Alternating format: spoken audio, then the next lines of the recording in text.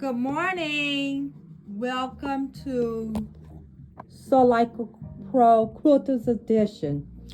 The needle and thread quilting guild is working on the stepping stone block.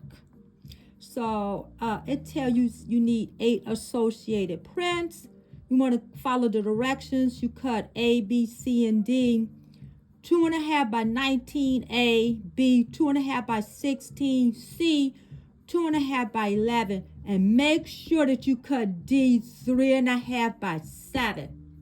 We get into that flow of cutting everything the same width, but D is 3.5 by 7. It's a little wider.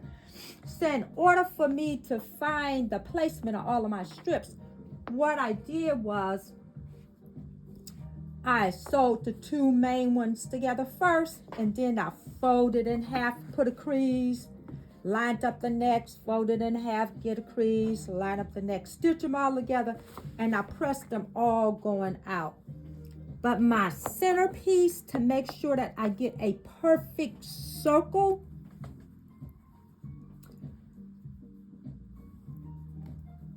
I took it and I folded in quarter. And then I took my ruler and I measured from the very center and I traced off with my ruler. So very half of whatever this is, and then begin to just hold it right in place. And I'm using this pen so I hope you can see very clearly. And then I just keep connecting the dots, keep connecting the dots, keep connecting the dots. So don't move it too far, too fast, too much. And just keep connecting all the lines and continue all the way around. And when you get finished, you're going to get a perfect circle. So you see I'm doing this really fast.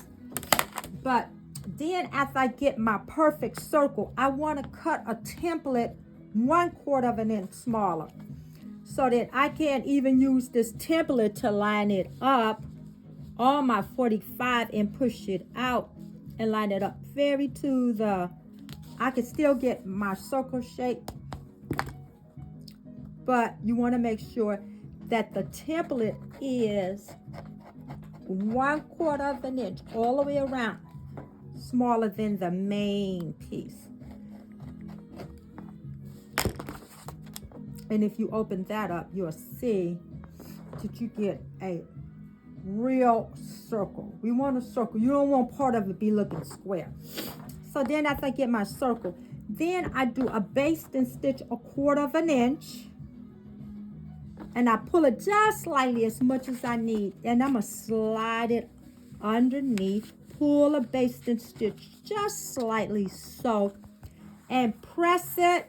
And then you're going to get a real sharp edge. A real nice clean finish on your circle. So after I stitch my pieces together, I'm going to fold this in half, crease it, fold this in half, crease it, line the 2 up together. So I make sure when I stitch these together, everything is balanced on both sides, either side. So then I'm going to take these and fold them up and match them up, and then I'll find my center. And we know the lengthwise center. And the same with my circle. I'm going to take that and fold it in half. And then it's quarter already. And then I'll line those in place. Line them up. I'll stitch that around with an edge stitch. Probably with a color that you won't be able to see the stitching wheel unless you want it to pop. Then I'm going to take